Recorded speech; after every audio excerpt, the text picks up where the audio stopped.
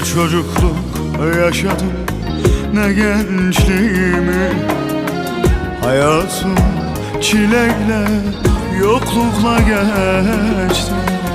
Gülmedi hiç yüzüm, yokluk kaderim. Payıma yokluklar, acılar düştü.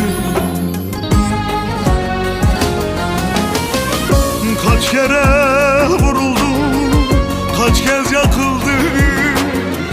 Can pazarlarında hedef alındım. Ölmeden mezara bin kez atıldım. Bu hayatta payıma acılar düştü.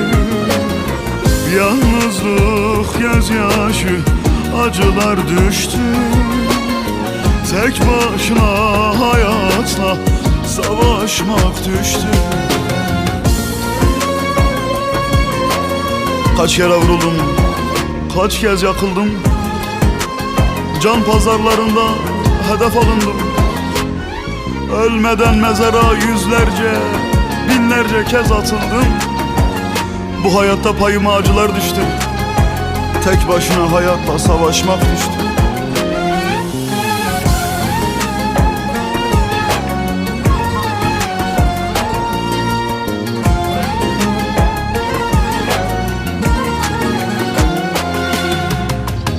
Kader mi, yazımı bilemiyorum. Bir türlü kendime gelemiyorum.